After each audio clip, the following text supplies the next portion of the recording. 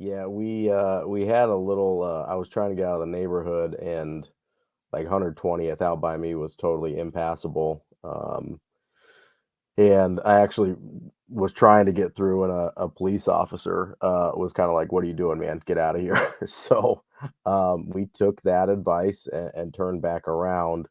Um, and so we're trying to do this thing the best we can, kind of makeshift piecemeal here. So we do appreciate everybody's patience as we kind of try and figure everything out on our end. It sounds like the radio stations are having a little bit of power issues as well. No, nothing. Okay. Now it's back. As can you hear or no?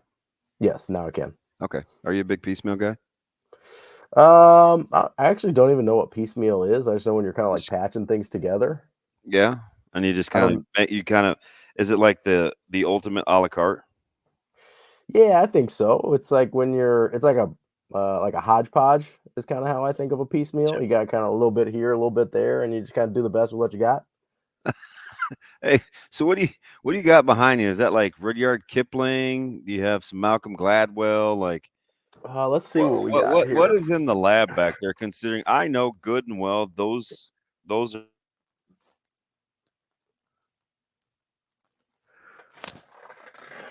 So we've got. Yeah, I lost you again.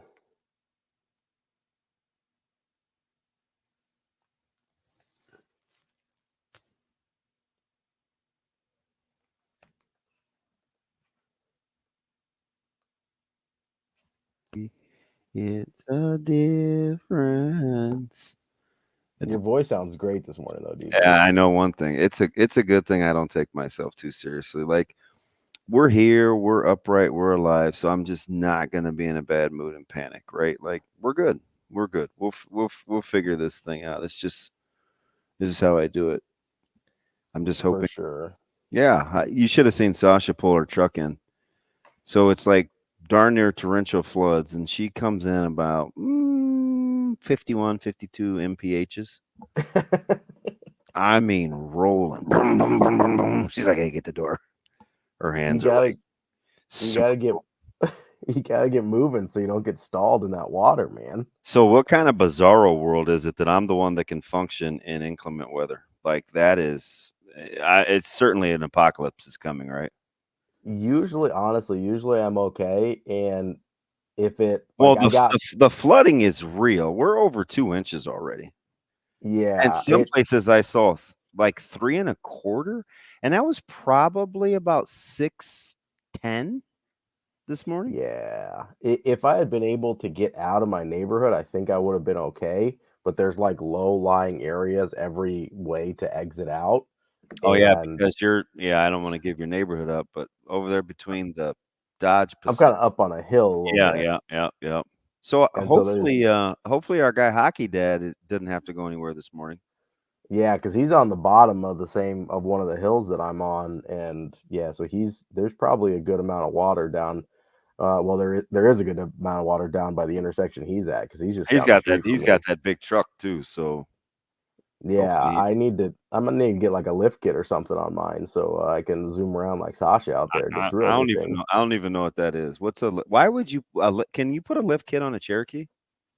It's a Grand Cherokee, DB. How Oh, dare you? hey man. I'm sorry. So I prefer this. So as long as everybody's safe, for me personally, I'm not speaking for anybody that may be out here struggling. I much prefer this morning than yesterday morning. So it's always It relative to me. Like I'm a glass half full kind of guy. For yeah, so you had quite the day yesterday. yeah, it's incredible. You talk about fast forwarding, and you ever been in a hotel or well, in this case, they're the athletic suites, right? Where no one else is in there except the receptionist. No, yeah, I actually Like have because when I there are no students. it's kind of eerie, like it's a little creepy. Oh, it 100% was. But w- when they come primarily furnished, right? The big pieces are in there, right? The love seats and They're extremely nice. So we're just carrying like,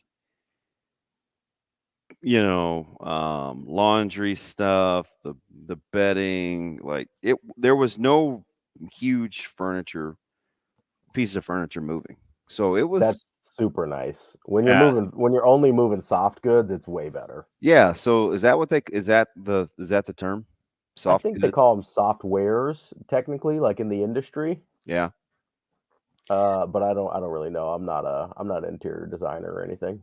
Yeah, so nothing like I mean, it was really it was a little surreal, but so here's the blessing. I'm again glass half full, always looking for the positive. It was so fast, I didn't have time to like um get emotional. Mm, Because even, so we did the move. He had a 9 he had a no, he had a 10:15 meeting with academics, so he was gone. So I just stayed and put the room together. Um ran to Target. Oh, you'll get it. You'll like this. So, I went to the Target on whatever 48th and O, mhm. and because for just like a couple of things we needed to get, like his bathroom, a tray, just little odds and ends, right? And there was a guy he had a bag. He just come out from the Super Saver next door, and he's like, "Hey, man, I'm sorry to bother you. My he goes, he looked at himself and he goes, I'm obviously homeless. And he said, my slides broke. Mm, He's like, he's like, I don't want to bother you, whatever, whatever. He's like, can you maybe help me out with some shoes? And he kept holding out his change. And I was like, all right. He didn't ask me for money, didn't ask mhm. me for alcohol. He really wanted some shoes. Oh, my man D Rock came in clutch. He said, "Got a TV for the living room. I'm bringing it down Monday." Like, he's got a great roommate too, by the way. So this is clutch. But anyway, so I'm with Maya because she's at Westland, and she spent the night. Um, would that have been Sunday night? Yeah. So she spent the night Sunday night because she wanted to help with the move. So I'm like, "Oh, Maya, do I do it?" I said, "I'm flat broke." She's like, "No, Dad, do it." I was like, "Maya, do I do it?" She's like, Dad, do it." So I was like, "All right, you're coming with me." So we went in there, and we grabbed some socks. We're at Target, right? So we grabbed some socks, and we're looking at. He said, "I'm a 10 and a half." So I'm like, "Okay." So we're going through, and he kind of said as I was going in, he goes, "Well," he goes, "it hasn't been cold, but sometimes it gets cold, so shoes would be great."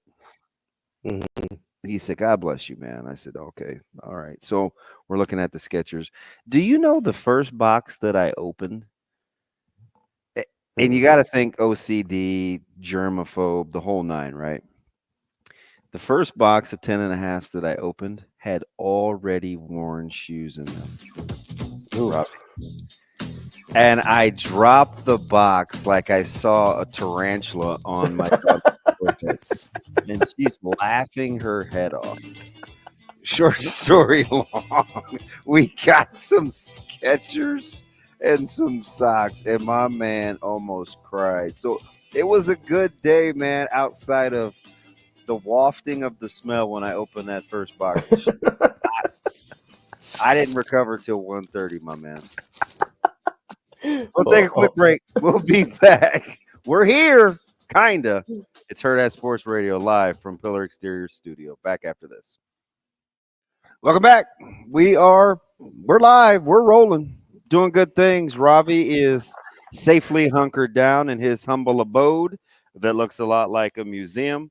I am here at the Pillar Exterior Studio with my main man, S to the second power, Shane Schillerberg, with the real boss, Usher Durkin, just kind of in the background doing her thing. Ravi, how we doing, man? We good? I'm doing all right. I'll be honest, I was a little shook when I was trying to get out of the neighborhood. I was like, Yeah. it Are was a you little That thing unsettled. wet.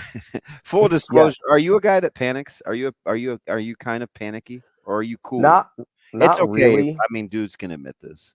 Yeah, no, like for a guy that has anxiety and deals with anxiety, I'm usually pretty cool in the moment. Yeah. This was the first time in my life I was like, yeah, this is a bad idea. Like normally when there's weather or whatever, I'm fine, I'll figure it out. Hmm. This is the first time, especially like a non-snow situation, where I was like, oh yeah, this is a terrible idea. I need to turn around. So it was pretty bad So out by me. the hydroplaning and flooding thing, I think, is a lot more of a helpless feeling than Hmm. snow. What For was sure. that? Is that a hot take, or is that a popular consensus? That's how I felt, honestly, this morning. Like snow, I just have like a much better frame of reference for if I'll be able to pass through it or not. I And don't have water a is good obviously with the loose particles. It can do fickle. anything. Yeah. Yeah, it's really unpredictable, and I don't have a good frame of reference because we don't get this a ton. Yeah. Whereas the snow I've been dealing with since I turned 16, right? So, yeah, that's part of it. Honestly, is I just don't know. It's like so. My rule of thumb is basically like if I can't see the curbs, that's a bad idea. Mm. And I couldn't see there was no curbs to be found anywhere. So I was Yeah. like, oh, this I isn't have great. no idea what's even going on in my home because I know Westside had a late start. The district 2 hour late start has. What else is going on with the other schools in the area? Have you heard? Not that you have kids Uh, or anything. Your, no, but I get like your some dogs get a late start, or my dogs I, always get a late start, man. They're listen lazy. this. So I feel bad, right? Because you know how you watch the dogs, and you're like, "Oh, they were so cool. They came back inside and they went right to the kitchen, expecting the treat." Yeah, they weren't budging. I tried the front door, the back door. They're like, "Yeah, no, yeah, Dude, we're." that's how They, mine are. listen, that's the They're first not. time ever I was traumatized. I was like, "You guys serious?" Yeah. My I my played dogs I are played that in the car for Maya yesterday. I literally drove her up the wall yesterday, Ravi, so it was cool. well, that's what parents are for, right? They gotta drive their kids a little crazy. Yeah, she's such a cutie pie too. She's been in college a year, so she like totally held it down, right? Yeah. And um like I said, it was so fast moving, right? You went from meetings at 10:30 to he came back and then he's like, "Well, we can use our Husker bucks and go to lunch." I was like, "Bro, I got to teach you how to grocery shop in like 2 minutes." So we did that. So me, him, Donovan, and his dad, DeAndre, we literally went to Hy-Vee and did like a tutorial on plain label versus name brand versus price per pound. I mean, Mm. rapid fire. And so they're funny because they get money on their card, and y- you can also use it at a variety of restaurants in town in Lincoln. Oh, nice. So you have to decide, and you'd be good at this because you like good food, right? So you have to decide: do I want to grocery shop, or do I want to use this for like Chick-fil-A? I have to weigh this against. They're already cooking for me at the stadium. They like meal prepped 4 meals for them, like salmon and rice, chicken and rice, chicken Alfredo. Like they made it right there, right? Because they have chefs. Hmm. That was part of the Kristen Coggins deal, right? Versus do I want to go out to eat? So they're like feeling their way along. Because normally you get free money and it's like, I'm going out to Spend it. eat. Right. So we're like it's cool because you're teaching them like real life skills too. So it's like, okay, do I want to rack up groceries? Because with the Husker Bucks, it's use it or lose it. Mm, So you get it on the card. There's places you can use it. You can only buy certain things, but if you don't spend it, they take it back. mm. But then they reload it. So like he'll get another reload, whatever Saturday is, that 25th, which he won't be here because he'll be here. I'm so excited for his graduation party now that he's gone. Is that weird? Like it's It's gonna be exciting. it's gonna be a pretty cool scene here at Hurrdat Sports. So shout out to Bill and Katie Hipsher, who have been extraordinary in helping us pull this off. But anyway, so then at 1:30 he had like equipment checkout, and 3:00. So I'm already on my way back because I got to get Micah from school. And so he texted like 4:30, and he's like, "Hey, feeling good, man. Just knocked out my first workout with Tommy Hill."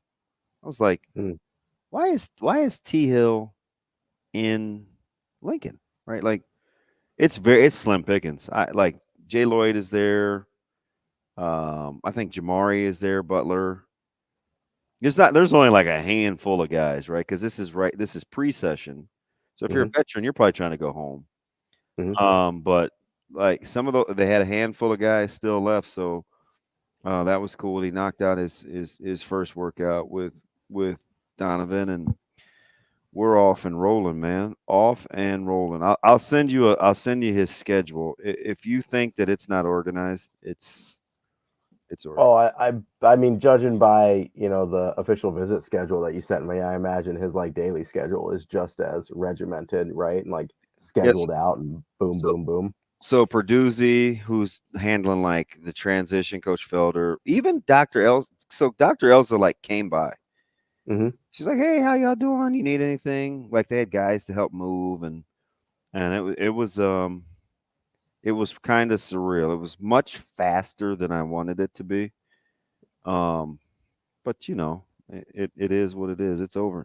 Is it over now? Let me ask you, because you're saying Maya was kind of like holding you together a little bit yesterday. She seems like I think I've only met her a couple times. She seems like super good natured though. She is amazing. She is especially like what we've kind of the relationship really had to kind of grow and blossom, because I was like, I mean, full disclosure, I'm like 3 or 4 years late and having a chance to impact her life, right? So she's young and I'm kind of behind the 8 ball already, and she's amazing.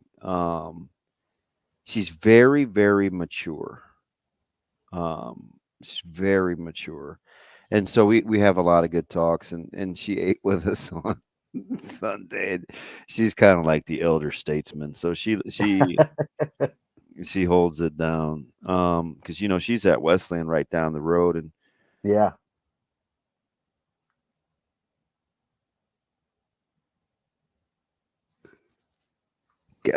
Shane, I think I lost some audio with Ravi.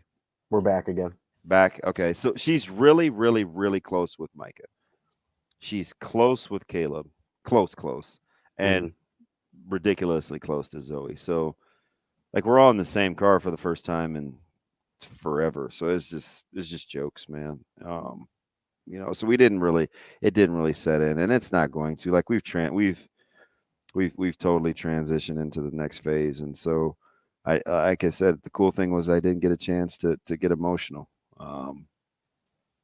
So I'm about that. Not to get like too deep on you here or anything, but of course, like, 3-2 Oilers, man. Go Edmonton. No, I'm sorry. What were you saying? Yeah, go hockey. Hey, the Royals are off to a good start. Local fans, man, how you feeling? Hey, they got their 30th win. Yeah, the Royals. Hey, so I think we're to the point now, especially now that they've won 7 out of 10. I think we're to the point now where I think we're gonna have to just call them a good baseball team. Yeah, I think they're good. They're not like an upstart story. They're a good baseball team, and I'm not gonna joke anymore because I said this in passing like 3 weeks ago. I was like, "Yeah, man, Singer and Lugo," and I was kind of joking about non-household names, even though Brady Singer had a good last third of the season last year, and he's off to a good start this year. But it's not funny anymore. That's a good baseball team. Well, it's kind of like with 40 seconds left. What were you going to tell me? Not to get too serious, but no, I'll save it for the next one. I need more time than that. I think we're at that point with like we were with Nebraska basketball though, where it's like they're not just surprisingly good, or they're just a good baseball team, right? Surprise. Yeah, we're here. We're gonna have a heck of a show. Ben Mclaughlin coming up at 8:45, and Tony Mejia to talk NBA at 9. I'm very, very happy. I get Shane's smiling face. I get Sasha's game face. And my man, Ravi Lulla, is here with me. We'll be back. We're going to pay a few bills. Take a few quick minutes. Stay with us. It's ESPN 590. Welcome to the Tri-Cities out there. We'll be back. It's Hurrdat Sports Radio. Welcome back. I'm pretty happy to be there, to be here. Hurrdat Sports. You are looking live at our Pillar Exterior Studios. The gang's all intact. I got my main man, Ravi Lulla. He is in the suite, the study. Ravi Lulla, live from the study. Shane is in his birdhouse, and Sasha's actually Ravi, take a stab at what Sasha's doing in the rain right now. With the rain, I'm guessing is she inside or outside? Shane, I lost him again. She's inside. I don't know why that happens. I need Randy Buttons to just stop pressing buttons over there. Yeah, Can you hear quit me hitting okay? buttons. Yeah, you're back. There's no hitting buttons. Yeah, she's inside. Is she collecting buckets? She is mopping. Yeah. Like, really? She's one of those people that, like, if there's a job to be done, regardless of whose job it is, she will do it. Yeah, she is. So she's over at our infamous spot where water kind of collects. She even got the front door, but I finally did something fairly decent today. I told her to look out because in the front door there's a little water, and she's kind of jogging, and I was like, "Hey, slow down." Yeah, it gets slick over there. You gotta be careful. Yeah, I didn't. And her hands are full. She's got like 65 things. Shane looks like he's hiking when he comes in here. She looked like she's maybe vacationing. And it's like, what is all that stuff? He's always got the boots and everything. Well, he came in a little crabby pants too, man. I think he's still a little salty about the Avs. And we will talk hockey at 9:45, but he just didn't come in very happy, man. I wanted to sock him, but he's too little, and I'd have felt like a bully. You would have had to get up, and you would have had to go across the table. So it would have been some effort for you. Listen, my man, Ravi, my man just came sauntering in like we weren't in full-fledged crisis mode. And he's like, but okay, so he's like, I just was trying to see what was going on. The way I've learned to do it is you if you go in full-fledged, and then you have a tendency to make things worse. Yeah. If you come in a little bit slower and you access the problems and the issues. Wait a minute. You access the problems? Yeah, you access it. You put all that in front of you, and you figure out what's going on, and you take a little bit of time, and then you get it right. Instead of coming in full-fledged, then next thing you know, there's more problems and that sort of thing. How's that? He sounds a little like Jalen Brunson, doesn't he? Well, making excuses? I actually you thought Jalen was making excuses? No, I was just making fun of Shane. I was gonna say, man, Jalen was like, "Hey, man." No, he's not pulling a Tyson Fury. He's or like, anything. "We ain't very good. We need to get better." He was the anti Malone. It was the anti Tyson Fury. Hey, I'm not gonna make excuses, but here's a bunch of excuses. Hey, so I love those guys, DB. Oh, I know it. How about Rick Carlisle's act? Like, how long can he ride the "we're crashing the party, we're not supposed to be here" train? Like, they're pros. At some point, man, just play basketball. I mean, I don't know. It was just a couple years ago that Kirby Smart convinced everybody that Georgia was underdogs. See, I'm glad I wasn't working with you, because I'd have punched you in the face too. I can't believe how we ran with that.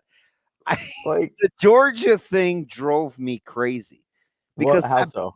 Because L2, I'm just telling you, like when you're when I hit you with the L2, I'm going deep, right? It's like, getting serious. Serious. So even in 95, when we were spectacular, we hated everything and everybody, and we took anything that anybody said and we made this like a thing.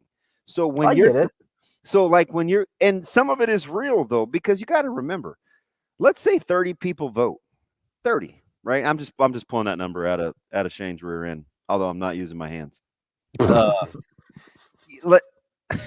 Hey man, it's like sorry. there's like 12,000 people without power, man. We're struggling. It's like we got late starts.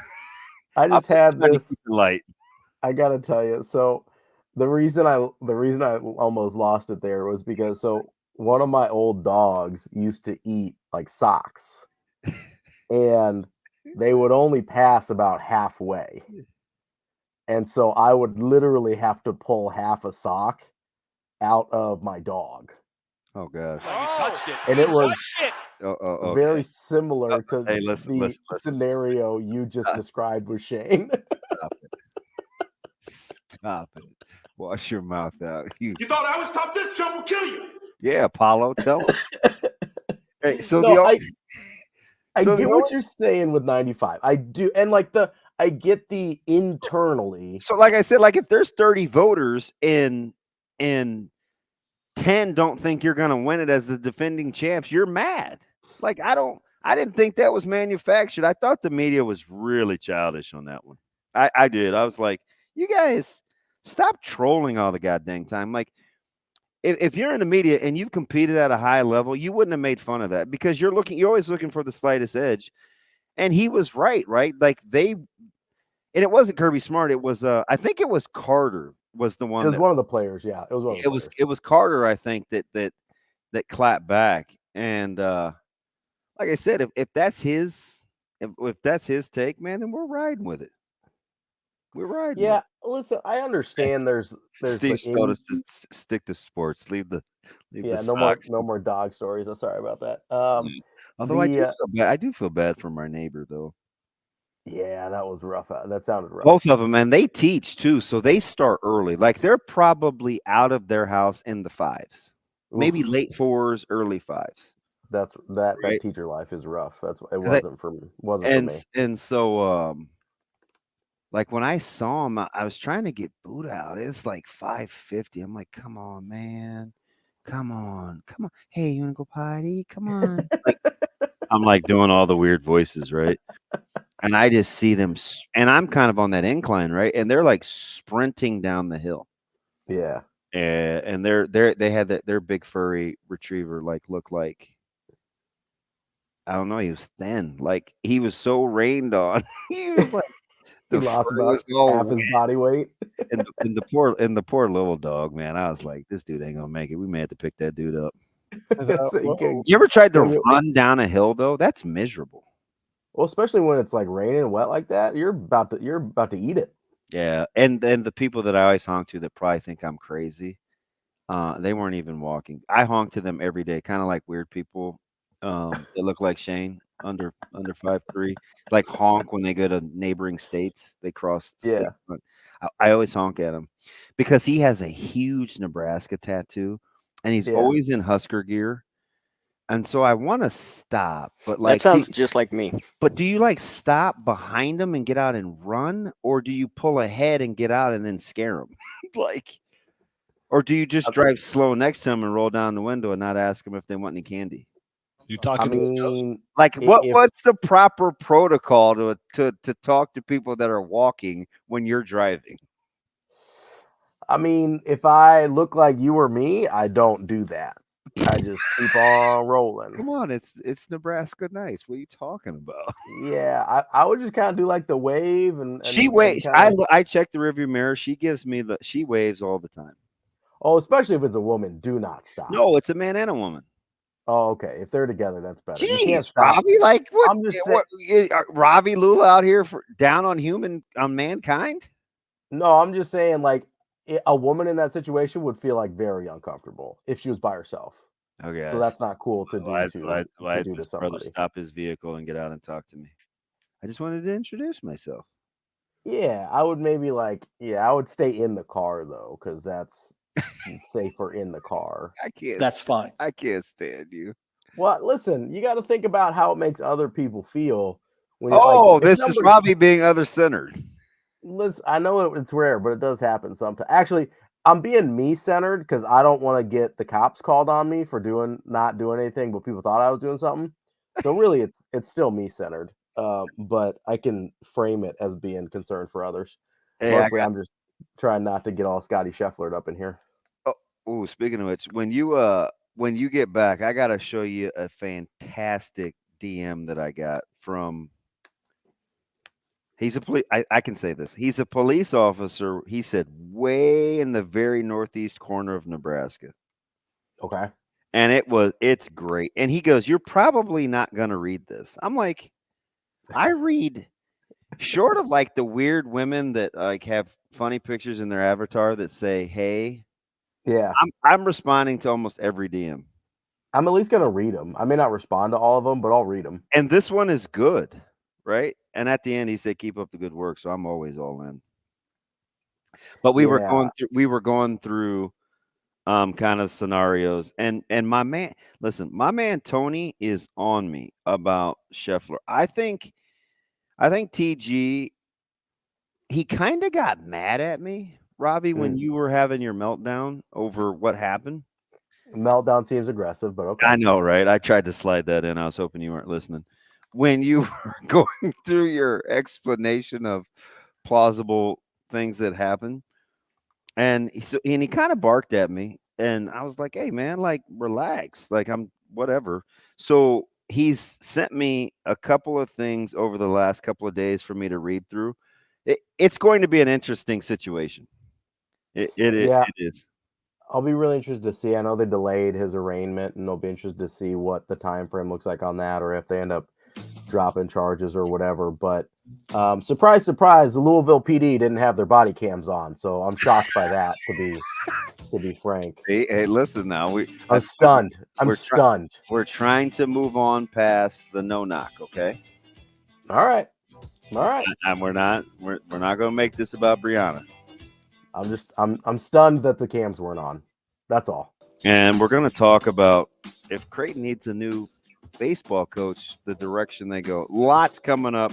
Fantastic show. Thank you for being with us. It's Hurrdat Sports Radio. Welcome back to Hurrdat Sports Radio, AM 590, ESPN Omaha, ESPN Tri-Cities. I'm Ravi Lulla. That's my main man, DB. He's live on the Pillar Exterior stage. I'm live in my basement because my neighborhood was flooded AF this morning. It's all right, though. Air Force? Go, yeah. Air Force. If I had a little, like, Air Force helicopter or something, I probably could have gotten out of there, but I did not. So, in your basement, is it below ground? Yeah, so we're okay. The house is okay in terms of there's no water coming in or anything. Because my basement is significantly below ground. Yeah, mine's kind of one of like those like it's a walkout on the backside. Mm-hmm. So the backside's not really below ground, but the front side where I'm at is mostly. Oh, you fancy, huh? Man, what are you doing? Come on. It'd be all right. It's just a regular old split entry. Yeah, this regular old. What? Just listen. Come on, man. What? I don't know what you're talking about. What are we doing? What are we doing? I don't even recognize it, to be honest. I don't either, but we are here. We're hoping everybody is out there driving safe as the weather has been. A lot of late starts.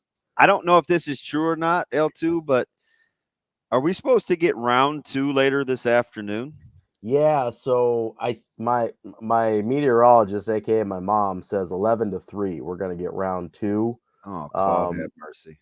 They were hoping that the energy from this morning's storm would kind of dissipate the second round of storms. It did not do that. That's a good word, Ravi. I like your vernacular. It's not bad. Well, I don't even remember what I said. Dissipate. Dissipate.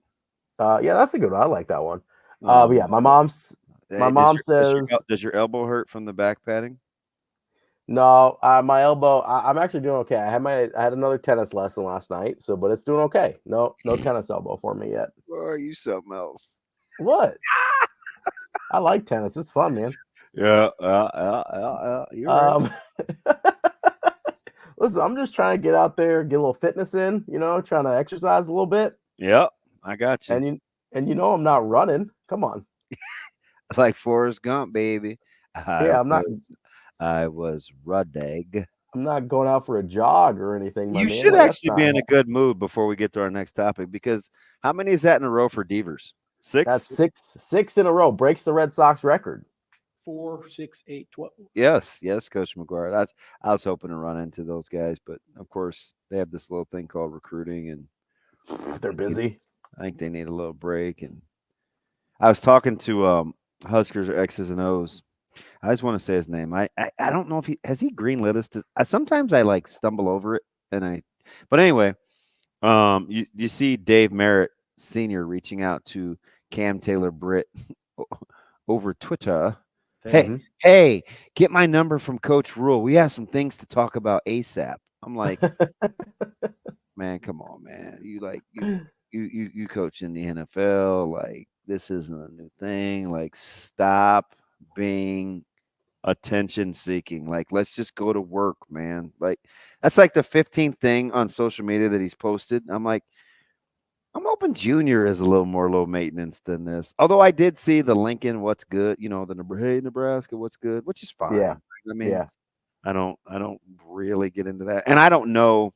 That's fine. I don't know Junior well enough to like formulate any opinions, but I always gravitate towards low maintenance, and you don't need people to talk to you to function at a high level. Like, those are my key indicators for college success. So I'm hoping, like, come on, let this just be a phase. get to Lincoln and let's go. Because it's Nebraska and Bama. I mean, let's be honest. For Dawson. Yeah. Yep. Yeah, no, that, and like, I mean, that's a good conversation to be in. Was it Brock Scholl was the other one? It's Nebraska and Auburn. Yeah. For him, it was. I'm telling you, that weekend was pretty good. Yeah, that weekend was pretty good. All of a sudden, too, I know David Sanders Jr. was the kind of the highlight of that recruiting visit trip, but all of a sudden it seems like Nebraska might have a chance there as well. But going back to the low maintenance thing a little bit, I was talking yesterday while you were dropping Caleb off that I think that's off. I wish that's what it was. I mean, getting him all situated. Yeah. I think that's one of the things that the coaching staff likes the most about Caleb. Obviously, he's got a certain level of ability, but like that's a dude that just strikes me as super low maintenance. Yeah. Oh yeah. And that to me is going to give him. I also called you and him both psychos yesterday. Just why? What? Why? Because you both like returning punts, and that's psychotic behavior.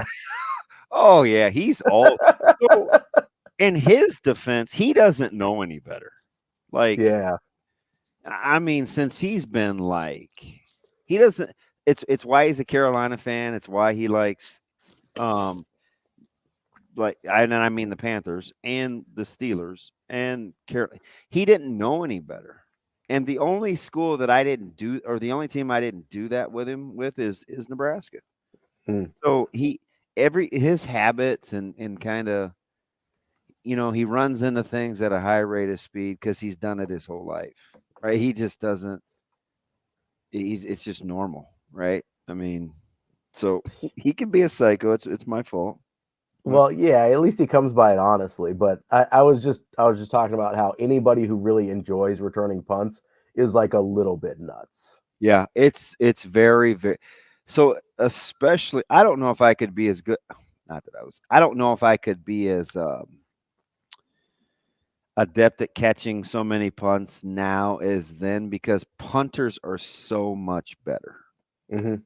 Right. I mean, these guys will drop this thing on the 4. They'll spin it backwards. They can, it's like they can kick it like using a sandwich. Like, directionally, punters are pretty talented, and they have huge legs.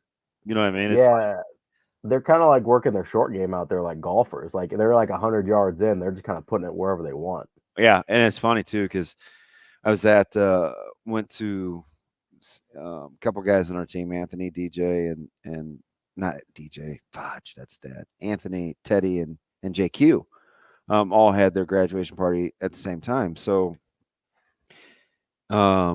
Tristan was there, and we were just talking about punting, and I was talking to his parents, and he's like, he's in the phase 2, and it's just interesting with kickers. They're such perfectionists at their craft that sometimes you almost have to like know when to. it's not really Kenny Rogers. You don't want to fold him, but it's like back it back down, take some deep Yeah. breaths, and get away from a while. It's like they're always constantly working on their craft.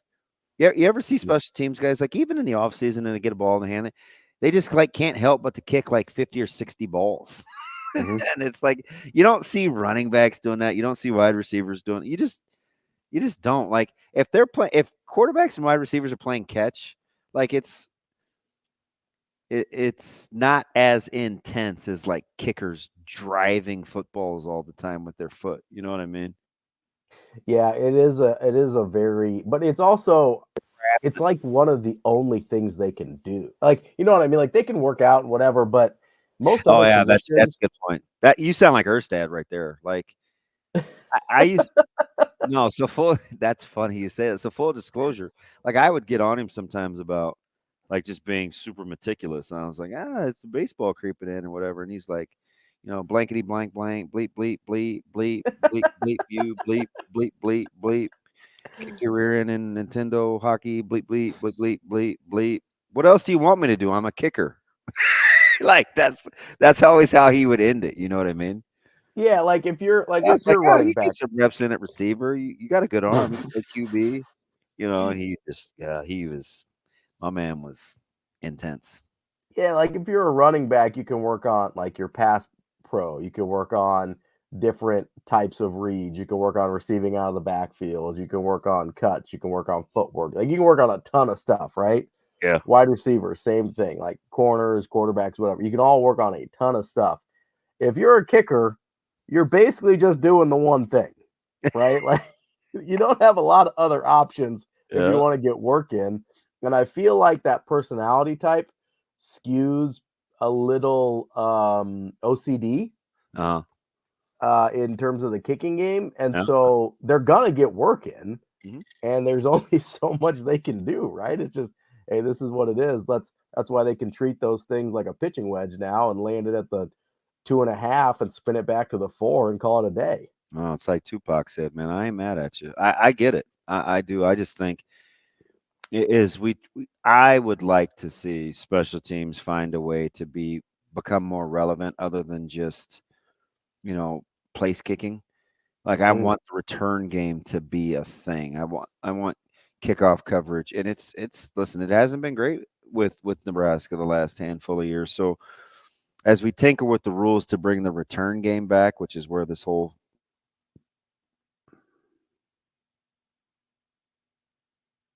of the game to impact the game, right? And it's Yeah, pure. it is being average at special teams good enough this year? No, Okay. Well, how would you describe them last year? You describe them last year as average or below average? probably average, Okay. right? If you weigh out the start versus, remember Bushini hit a stretch for like 5-6 games. He was unbelievable, and then kind of tailed off. Mm-hmm. Alvano started slow, then he got hot, then he was kind of down the stretch. The return game was poor. Mm-hmm. So I would probably, like, if I was gonna give special teams a grade last year, probably been a C minus. I'd say average to a little subpar, but not. Okay. I wouldn't go as far as to say Bad. Not like flat out bad. no. But it's, it definitely is a pause for concern this year, though. Mediocre. Is It's that a got to, fair word? yeah, it's got to be better than average at the end of the So day. 'Cause I think they're gonna play a lot of close games. you've got Barney, obviously, looks like a guy that they like for returns. Yeah, I would like right now at first blush, I would probably say it'll be some combination of, if you're talking like kick return, punt return, I would say it would probably be some combination of Barney, Nation, Ramir, and Ives. Mm-hmm. Two of those guys will be kickoff returners. The other two will be your top 2 punt returners. Probably some combination of those 4. So let me ask you this, and this is sort of Caleb related, sort of not. It's kind of something I've been. You've probably seen it on the prep sheet for like a month. But so they were real adamant about trying to giving at least Caleb the opportunity to get down there early because it made like a month's difference in when he'd be able to start working out, right? Yep. Actually, like getting in the workouts versus starting the session, it saved about it's 20 some odd days. Yeah.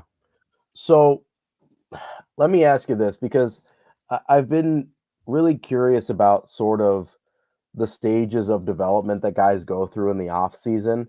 Mhm. Obviously we've seen some really like non-linear stuff from certain guys, where like the wide receiver room's a really good example of this, where you had Jaden Doss last fall got off to a really good start in terms of where he was at compared to the rest of the room.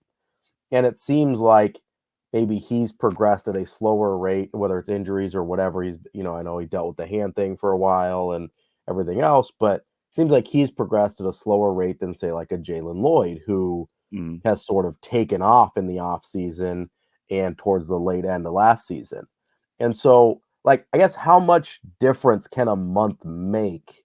And I'm not trying to dismiss it. I'm genuinely asking, like, how much difference can that month make for a guy like Caleb, or anybody for that matter, when you're trying to get in the off season and you didn't enroll early, but you get this extra month that maybe you wouldn't have otherwise? Well, I think it's a lot, but it depends on what you're dealing with. So, like, let's just say you're working with Doss and Lloyd. Well, going in, remember what did I always say about Doss? Doss was the most game ready. Reminds me of Rex Burkhead coming out of high school. He was going to be a 7 or an 8 the whole time, right? Like he had a certain ceiling, but his floor was good enough, more than good enough to be able to contribute early. He was the most polished. Now, did he have the upside talent wise of like an Aaron Green? No. The upside or the talent of like an Amir Abdullah? I don't think so. So when you're talking about progress in the off season, for like if you're Rex, it's more fine tuning. Hey, what are the nuances? What are the intricacies? For Amir, it would be like, where's the polish? Like, where do I actually turn potential talent into actual on the field production? That's the same with Doss and Lloyd. Doss was already a very accomplished route runner. I thought he had a college body. He just was more of a natural receiver. So if he was going to be a 7, it was important with him to be a 7. The thing with Lloyd is if Lloyd came in like a 5 or a 6, he had the ability to be a 9, right? He could stand to get a lot bigger. He could really work on his route running. He could really work on his hands catching. So sometimes it's as simple as, how much room do I have to grow versus how good am I right now? And we see it in the NFL all the time. Some guys, like Cooper Kupp is going to be, let's use Nakua. Nakua is going to be Nakua from the minute he's at the door, because his ceiling is capped, right? So what you see is what you're going to see. A guy like Worthy, the reason he's so tantalizing is because he's just getting started. Now, the key for development is, where are we and how do we get them there? Because if remember, Bo uttered the infamous line, we got to get more ready-made guys.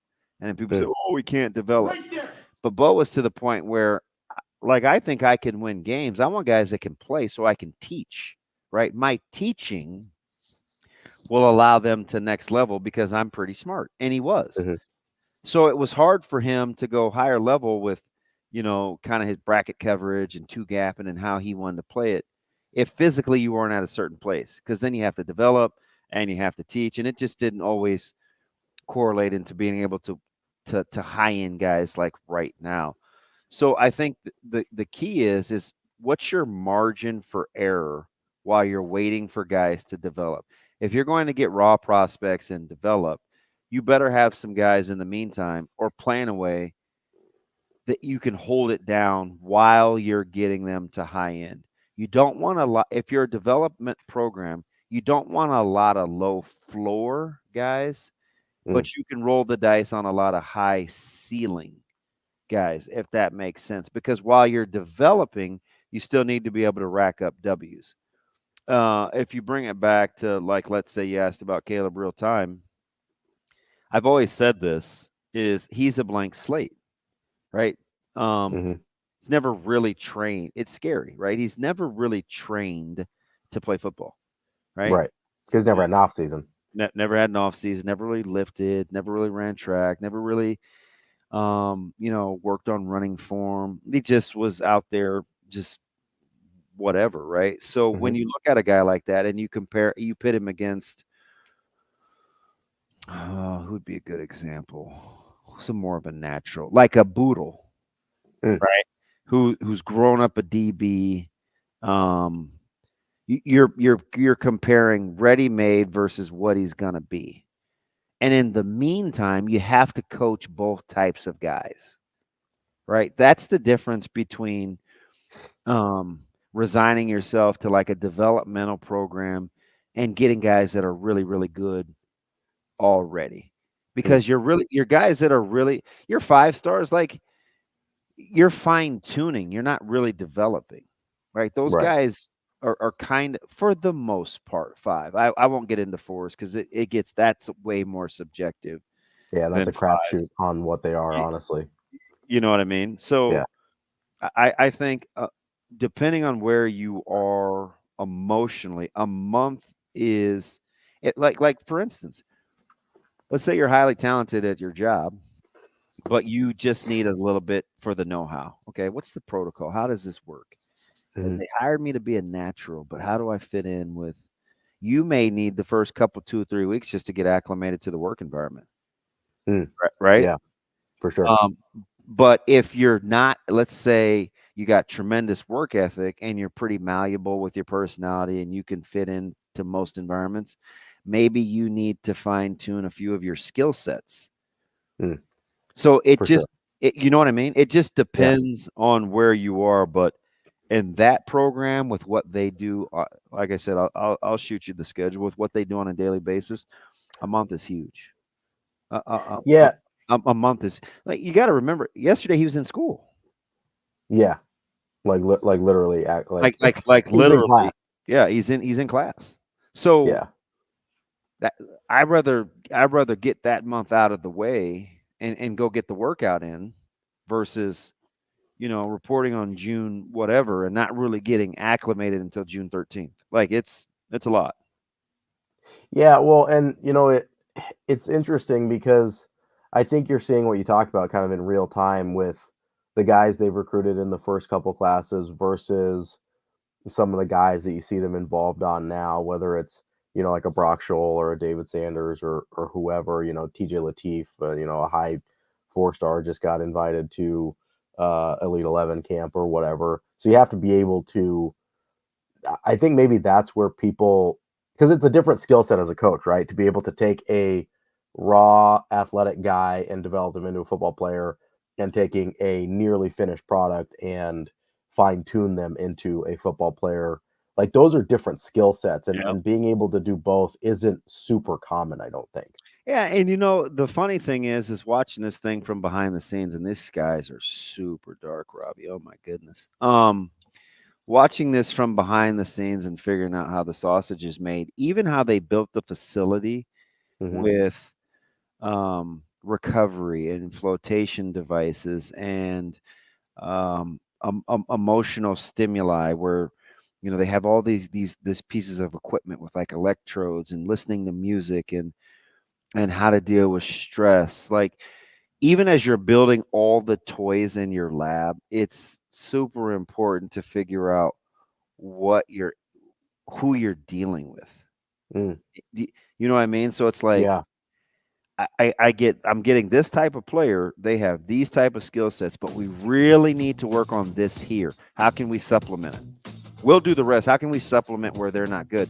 It's like if I was a coach, I would hire I know the kinds of personalities I would hire because I want people that can accentuate my strengths and make up for my deficiencies. Mm. Right? That's the same way you try to build your staff and your facilities when you're recruiting. You want to accentuate their strengths and you want to work on where their perceived weaknesses are. If that makes sense. For sure. We'll get back. Plenty to talk about. That's my man, Ravi Lulla. This is Hurrdat Sports Radio. We'll be right back after this. We are halfway through the show here on Hurrdat Sports Radio, AM 590, ESPN Omaha, ESPN Tri-Cities. We're live on Twitter, Facebook, YouTube. That's DB. I'm Ravi Lulla. He is on the Pillar Exterior stage. I am in my basement, and we are getting it done here on a not ideal to start to the Big Ten tournament here in Omaha weather-wise. With that in mind, there will be a late start to that first game of the day. It'll be a 1 p.m. start for the first game, which means Nebraska probably not starting until late afternoon, early evening. I'd guess somewhere in that 4 or 5 range right now. The weather doesn't look promising either, does it, L2? No, they do have an extra day built in. So honestly, today, I wouldn't be surprised if today just gets scrapped altogether because we're going to get another round here in a few hours. Maybe they're able to get 1 or 2 games in today, but I'd be pretty shocked if they get all 3 in. So be safe out there. As our friends over at the NDOT Highway Safety Office always say, eyes and focus straight ahead, especially on days like this. You've got one job as a driver, and that is to drive. Everybody stay safe out there. I know the road conditions are a little bit hazardous. Wanted to get back into our conversation about development, DB, because I do think there's a lot of interesting stuff there, especially, because it's really hard if you haven't seen it or been in these situations to think of non-linear development, right? And it does, like you said, a ton of it starts with where guys are at. I think a ton of it actually does rely on the skill sets of the coaches in place, like we were talking about earlier, right? I think there's certain coaching staffs that gravitate towards guys that have a lot of raw athleticism and need molded into football players. Yeah. I think some staffs are way better at fine tuning, like you were saying. And so a raw athleticism guy is not going to develop as fast in a fine tuning staff as he would under a staff that's used to working with guys like that. And I think there's just a lot more variables in these conversations than we tend to think. I think a lot of times we're just like, maybe that guy's not working hard enough, or X, Y, and Z, or whatever, right? Yeah, and the funny thing about that is it can go the other way too. So let's say, let's take DBs, right? Because that was originally what we were talking about, defensive backs. Mm-hmm. So Coach Coop and these guys, and I've had these conversations, right? We just had this at breakfast the other day, and we were pretty specific about where he felt like guys in this class could end up versus where they are right now. But I'll take some old guys just for the sake of the integrity of the conversation. So, for example, let's say you take a guy like Ike, or take Gifford, and you say, okay, new guy, I'm kind of inheriting him. He has some decent athleticism, right? He's explosive. He tests really well, but I gotta figure out how to unlock it on the field, right? Like, I want him to look like he tests. So in the meantime, you're playing to his strengths. He's really smart. He's really tough. So you get him down in the box. He's kind of that guy that fits in the run game. He's your eighth. I'm going to play to his strengths, try to minimize his weaknesses, while I let him work on the things that he needs, change of direction. How do we get the thinking in your head to be what you can actually do physically? How can I get you twitchy, right? So a year removed, it's like, hey, man, Ike has a chance to be one of the best DBs in the country. Okay, well, what happened? See, they protected him long enough by playing to his strengths where you can work on the other things. How can I get you to think so fast that your body just reacts naturally so your test scores look like how you're playing, right? Because when you think gift, you don't think that he's a 38 vertical guy, that he's a 10-foot standing broad jump guy, but he is, right? So conversely, you take a guy like, let's take Hartzog.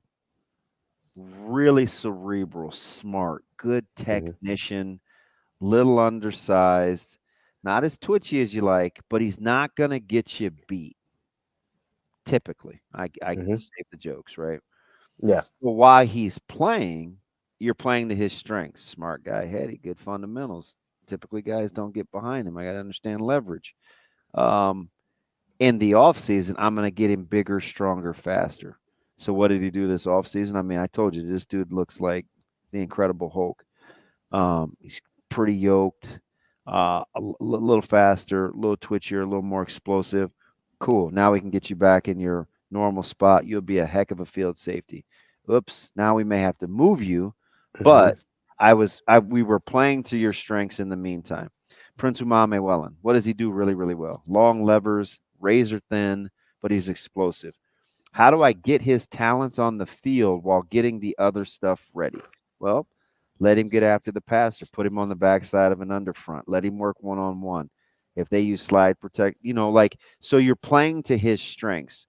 Not really good situationally against the run because he can't hunker down yet. But what do they do in the offseason? Work on his shoulder a little bit, fix that up, get him bigger, stronger, so they complement his game. So when you see this staff has rolled the dice in terms of, we're not going to wait until they're a complete product to get them on the field. We're going to try to play to their strengths, work on their weaknesses, get them complete over time. So they're not just shelving guys till they're all the way ready. Like, that's a little bit of a different mindset if those analogies make sense. Like, that's about as good as I can explain it, but I think it's pretty tangible for the fan base. Why? So people used to say, well, why can't Nebraska play more young guys? Well, there was this thing that when you weren't winning, I think it paralyzed some coaches into, oh, I don't know if they're good enough. Like, I'm going to throw them out there and there's just, we're going to continue to lose, versus just playing to their strengths, trying to minimize the weaknesses and get them ready. Don't wait for them to be a finished product. Be comfortable enough to live with the results if they aren't always positive. That's really the difference, in my opinion, outside of some strength and conditioning and nutrition things that this staff has done differently. They're willing to live with the process and not the results to get guys ready. And they're walking us through the whole way, Ravi, on, hey, man, we're not there yet. This is a work in progress. Be patient. But that's exactly what they're doing. Ethan Nation is fast and he's twitchy, right? So how can he help us? Well, I don't know. Maybe he's not ready to play DB, but he's certainly ready to return kicks. Let's let him do that. Well, it doesn't seem novel, but you have to be willing to live with the results. That's the thing. You have to be comfortable enough and feel like you have time to live with the results if it doesn't go your way. Well, and the thing that this reminds me of is this conversation that would happen all the time with particularly Bo Pelini's staff, where you would get these guys that you liked their star rating or their offers or whatever. And I know that's all kind of, it is what it is, right? But you had some of these guys that were reasonably highly touted, or you'd see flashes on the field. And then the question would always be, okay, why can't we get these guys on the field? Why can't these guys play? Like, even if it's just certain packages or whatever and things like that. And it seemed like that was one of the things that you really, that staff really struggled with, or you saw them struggle with, was putting guys in positions where they could be successful before they were complete players. That's why you would see guys not get into games or get into meaningful playing time until further down in their career. And then by that point, you didn't have a ton of time left with them for them to be super productive for the program. And you're right. It takes a level of conviction that I just don't know other. I'm sure it happens, but we just haven't seen it in so long. Yeah. Well, there's a level of conviction where you use a guy situationally. There weren't a lot of guys that were going to use Cam Linhart specifically for some isolated situations. Hey, pass rushing situations. Let's put him over a guard in a 3 technique, or put him in a 4-eye and let him go to work and see what can happen. We know we may give up a little bit against the run, but this guy is a natural pass rusher. So what's Cam Linhart look like this year? Well, he's a little thicker, a whole lot stronger, and now he becomes more of an every down guy than situationally. But you had to be willing to live with the progress that it was going to take to get him there. Yeah, it's a mindset that I actually kind of lend myself to a little bit. Like you're measuring the risk reward there, right? Like, hey, what's the risk of this is going to go bad versus the reward of putting this guy in a position to be successful?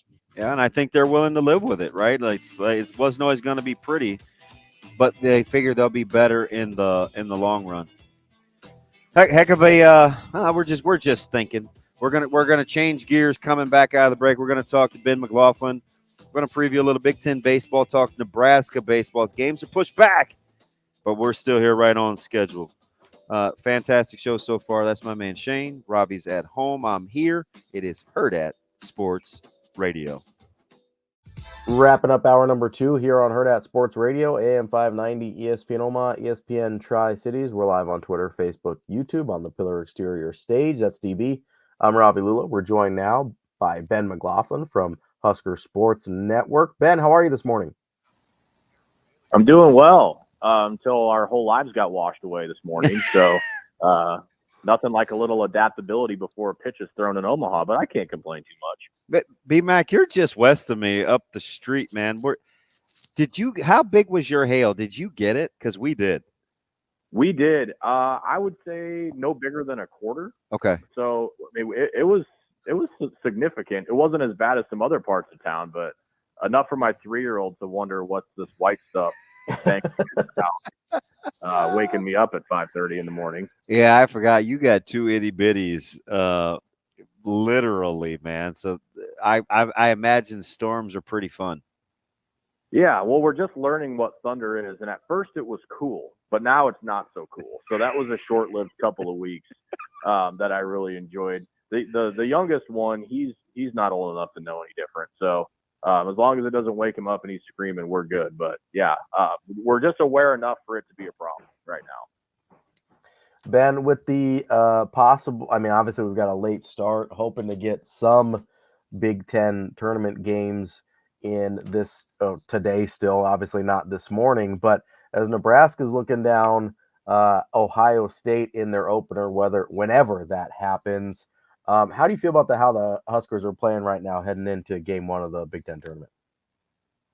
I feel pretty good. I think if this team's taught us anything, it's that, the day-to-day feelings don't matter too much. They just take us on wild rides no matter what the game, what the circumstance is. But I feel like the weekend against Michigan State was on a whole successful. You would have loved to finish the sweep. Nebraska didn't get any help this weekend, thanks to Purdue, with a chance to win a league championship. So, I think Saturday's result ended up not mattering too much in the long run. But I think Nebraska got a favorable draw in the tournament.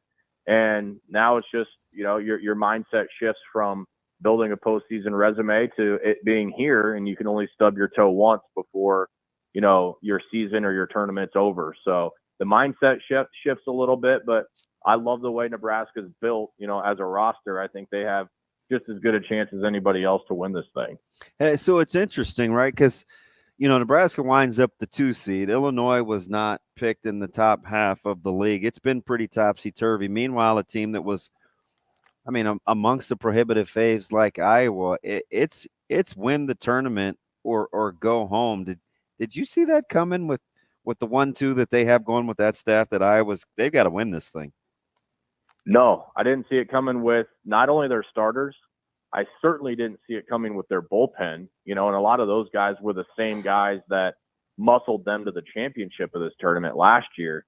Think of guys like Whitlock and Young, guys that helped them, get as far in that regional as they did.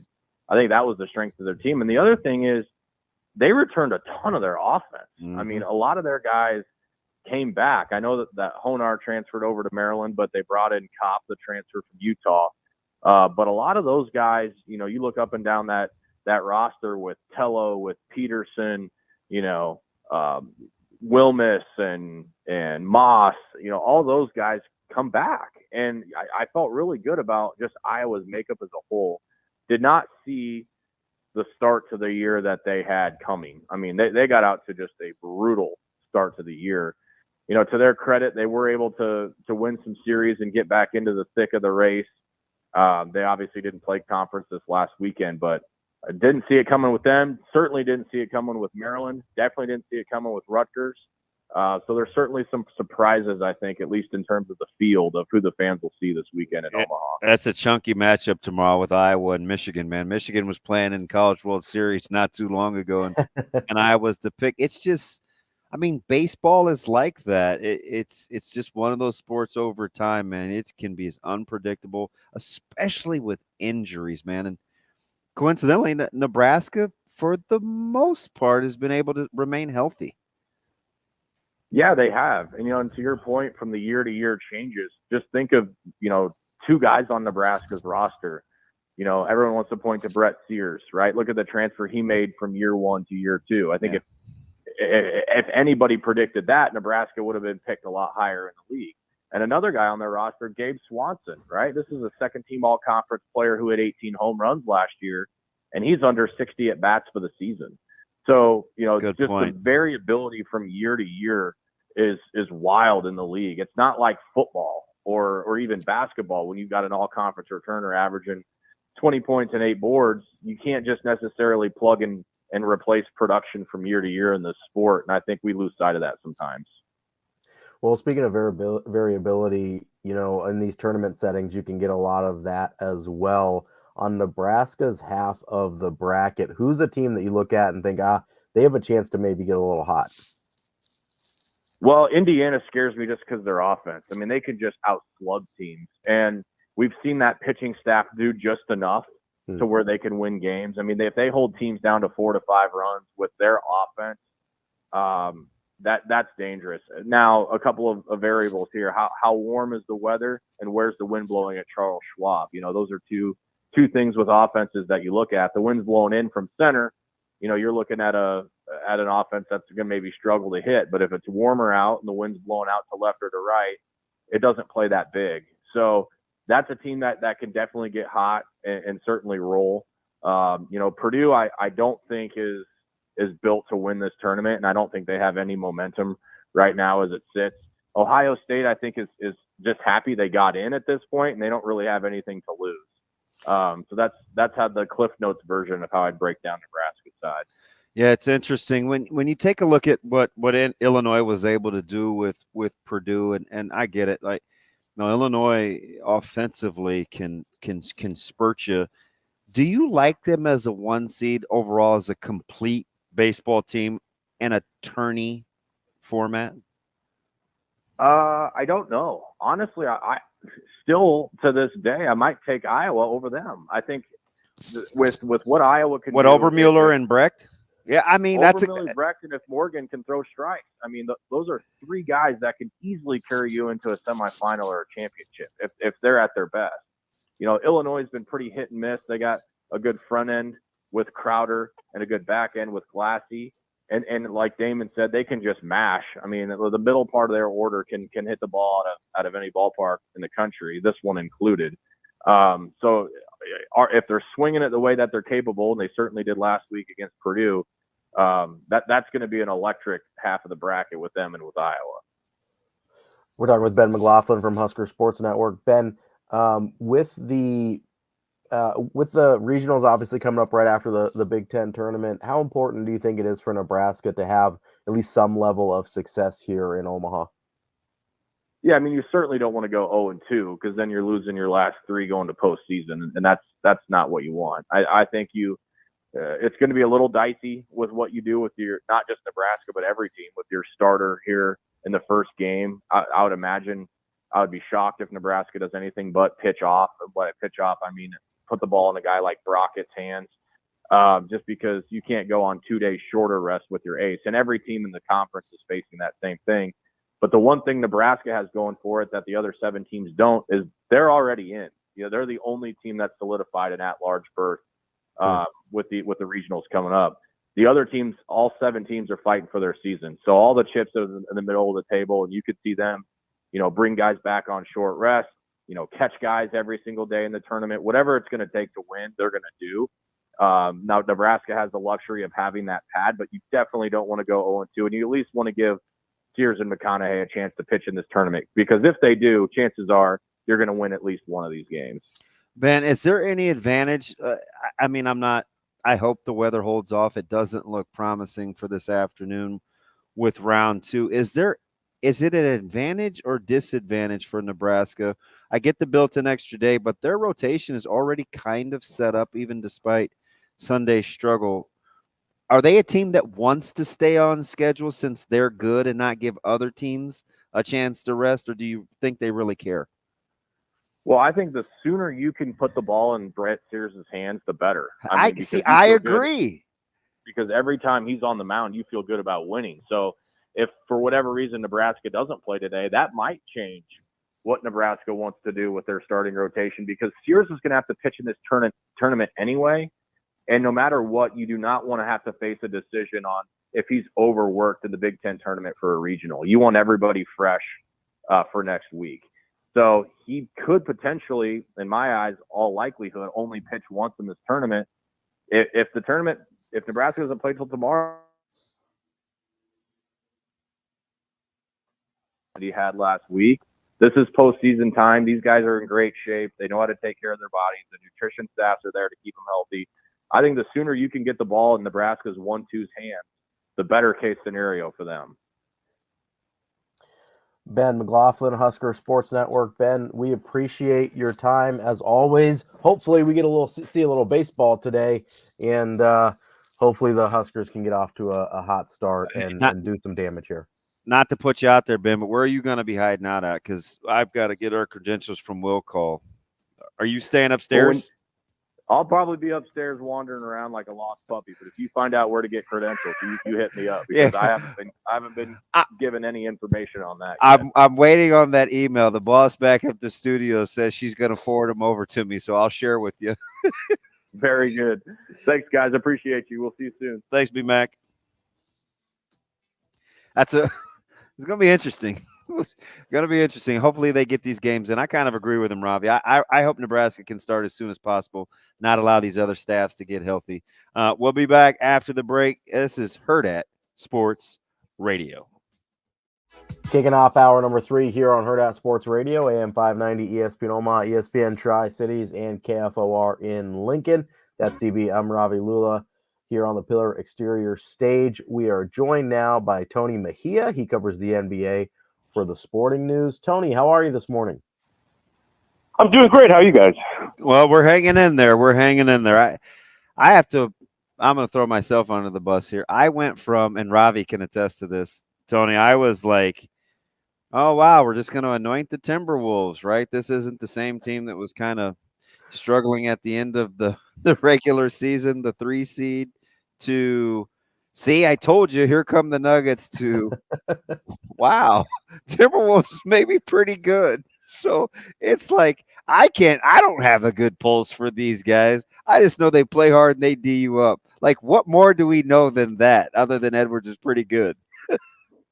Look, man, I will say there's probably been at least one, but at least recent memory, I don't remember a series as confusing as this for me. Unreal. From a handicapping standpoint. It was amazingly bad for me, because I thought Denver would hold its own in Game 2. Game 1 didn't really surprise me. Game 1, I said, I really think this total is a lot lower than it should be, and so I'm going to ride with that as my best bet, Game 1. And sure enough, the Nuggets have 4 points midway through the first quarter.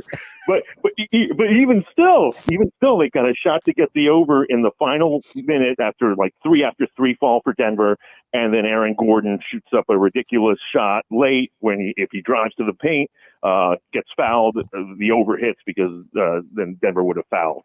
So Game 2, then the spread is jacked up to 7.5. Everybody assumes Denver Game 2, they'll get their act together. We'll get the series tied to Minnesota 1-1. And obviously we know what happened there. And then, Denver figuring things out in Minnesota was a surprise. And obviously Game 6 was a surprise with the 45-point blowout. And Game 7 in-game surprise with the Timberwolves, largest Game 7 comeback in NBA history. So, I mean, that series, if you were able to predict any of that, more power to you. Yeah, I don't remember a series where I had less of a good feel about what was going to happen. But, the Eastern Conference series that went to 7 games wasn't a ton better for me I thought Pacers and Knicks was reasonably unpredictable as well. Didn't have a great feel for any of those. Were you surprised, even with the banged up Knicks, that the Pacers were able to pull that one out? No, I mean, I really just thought that the Knicks were coming apart at the seams physically. I mean, honestly, it was a huge blow when OG Anunoby went out because it activated Pascal Siakam. And Siakam started this postseason like a house of fire with no Giannis, had 30-plus points in those first two games against the Bucks, and you thought that he'd be able to really be that X factor that pushes Indy from pretender to contender status. And then Anunoby, who knows his game so well, since they were teammates, somewhat slowed him down in game one of the Knicks series. And then he goes down with a hamstring issue, and that really, the light bulb turned on for Pascal Siakam. And I thought that was the key difference in that series, just getting him to in the half court offense where Indiana had to be successful because they couldn't run at all costs the way they wanted to. I thought that was the difference. Tony, how much, and I get the whole matchups thing, right? Oh, it's always about matchups, but how much of what Minnesota and Jokic was much better than Malone in his presser, thank goodness. But how much of that was truly about, a Gobert, Jokic, the depth of Minnesota, how they were able to harass Murray? Like, are they built like that for most teams, or do you think that was pretty unique or specific to what Denver brings to the table? Well, Ravi, I thought that the fact that you have to surround Jokic with guys his size, because he is, if you guard him one-on-one, even Gobert couldn't do it. And that's a 4-time defensive player of the year, but Jokic ate his lunch in Minneapolis. And so you have to send doubles at him, often triple teams, and then Jokic as a passer can just carve you up. So it's like a delicate ballet to kind of navigate, and they were able to do it in part because other guys didn't step up. I mean, you had your games where Jamal Murray was unstoppable, and you had that Aaron Gordon, start off 10 for 10. But really, Michael Porter Jr., I thought, let them down in Game 7.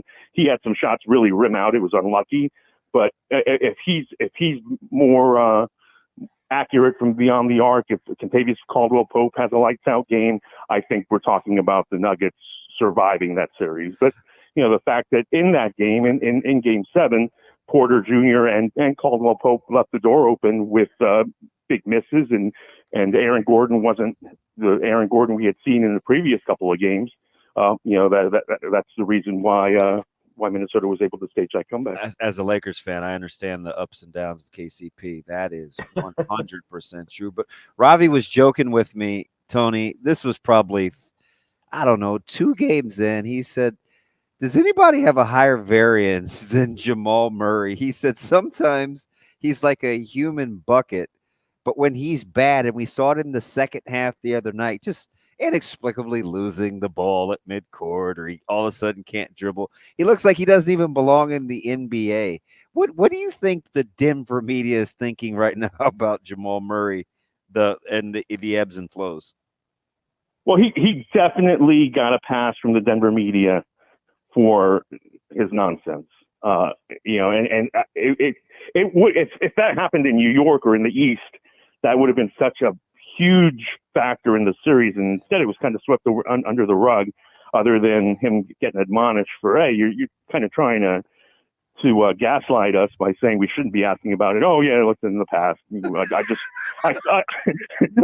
I threw a foreign object onto the court that almost caused major injuries if anybody would have stepped on it. But don't ask me about that. So look, it was nonsense. He definitely got a pass for it. He is an NBA champion. He did, beat the Lakers with 2 buzzer beaters this postseason. So a TBD for Jamal Murray in terms of what life is going to be like going forward for his legacy. But other people would be getting killed before it. No question. We're talking with Tony Mejia, covers NBA for the Sporting News. Tony, let's stick on legacy there for a second, and I want to ask about a guy that I think people have expected big things from, and we haven't quite got yet in Jason Tatum. The numbers are there. The scoring average is there. He's had a couple deep playoff runs. At what point do people start asking some of the hard questions about a Jason Tatum-led Celtics team if they don't get it done this year?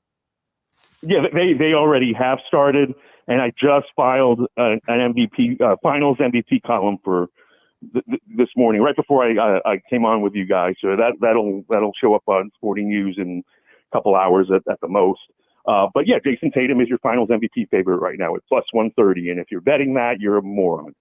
Simple as that. He could end up as finals MVP. There's no question about that. Best player on the best team. They're the current favorite. Great.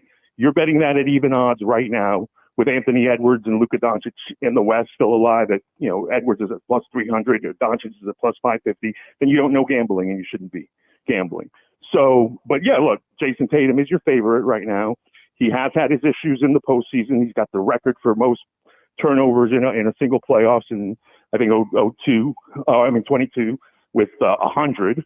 And then last season, that obviously was unfortunate. It ended prematurely against Miami, where he turned his ankle pretty much in the first few plays of the game and was a shell of himself. And even this postseason, we've dogged him for poor shooting. I think he's shooting 28% from three-point range, which is unlike Tatum.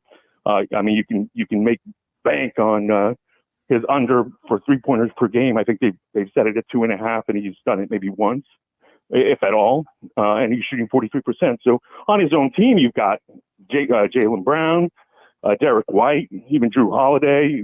There are no odds yet for Porzingis, but you know what a big role he's going to play. So it's going to be very interesting, and I would say TBD for Tatum and his legacy. So at what point do you think, or maybe they ride this thing all the way through seeing Goliath? Does Carlisle get away with the "we're not supposed to be here, we spoiled the league"? That just the whole chip on the shoulder mantra that he doesn't turn down the opportunity to remind us.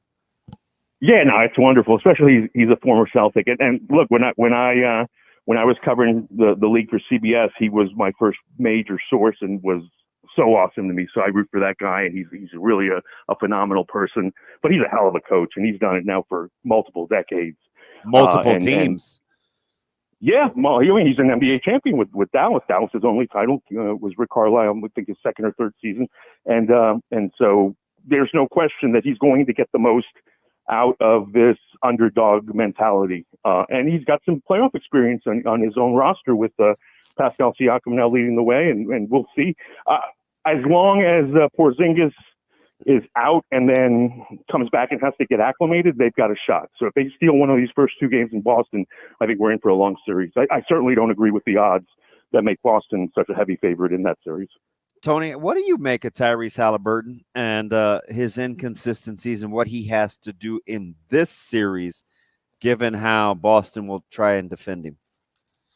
Yeah, look, he has actually struggled against Boston, despite the fact that the Pacers have played them really well. I mean, obviously eliminated them from the play-in tournament, not the play-in tournament, the in-season tournament.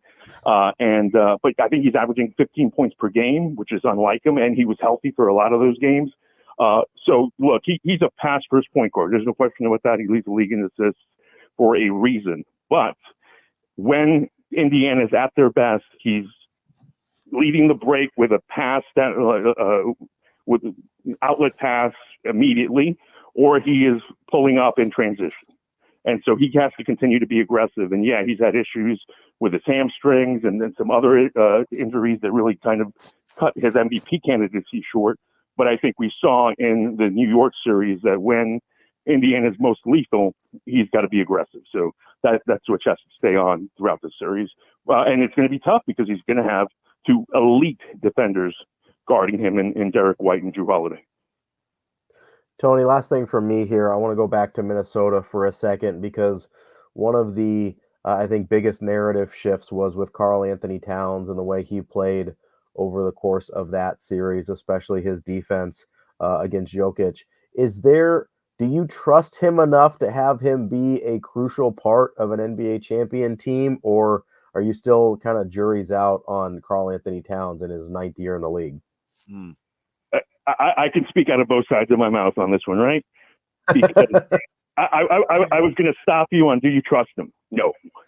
No, I don't. He makes boneheaded decisions. He does it. I have nothing against the guy. What's wrong with really 35-foot 3-pointers with like 21 seconds on the shot clock? And fouls 60 feet from the basket. The offensive foul issue.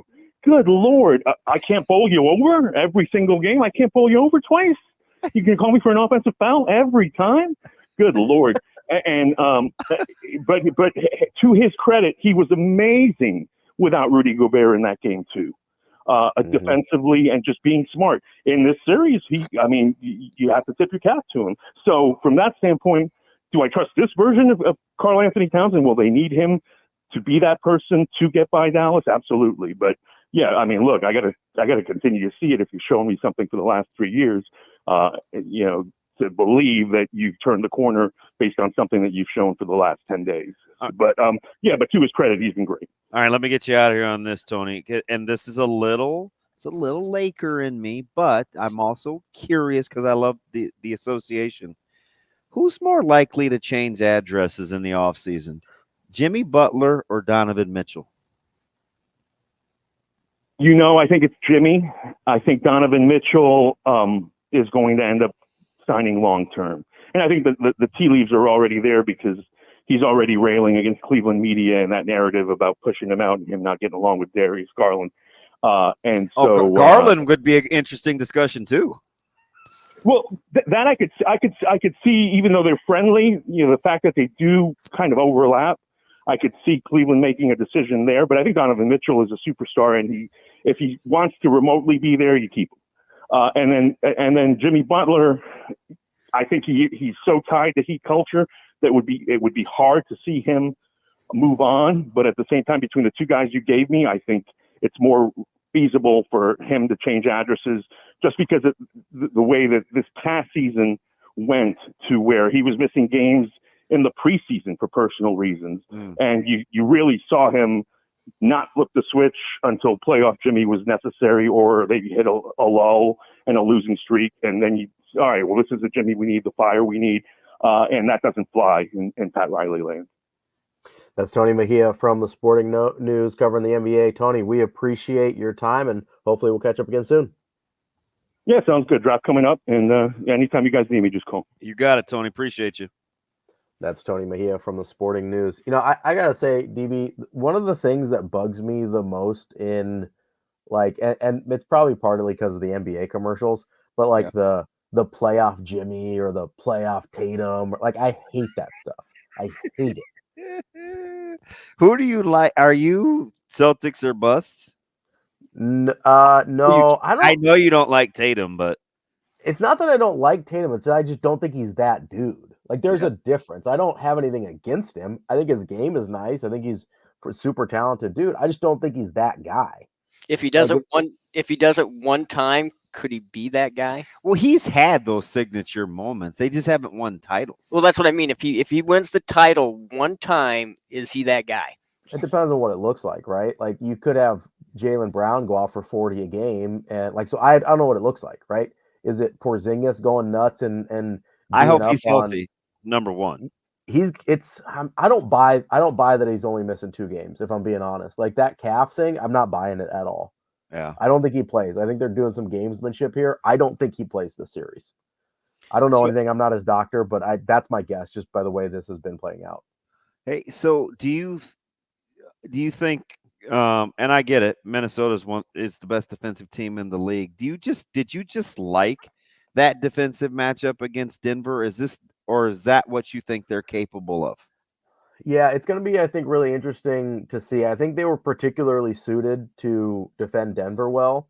I think it's going to be interesting with Dallas because the size on the perimeter isn't going to bother Luka the same way it does Jamal Murray, right? Jamal Murray's tiny in terms of being a primary ball handler compared to Luka, who's enormous. And then you've also got a secondary creator on the perimeter that Denver just doesn't have. You don't have that second guy in a Kyrie that Dallas does that makes life really, really difficult. I think this is gonna sound crazy, but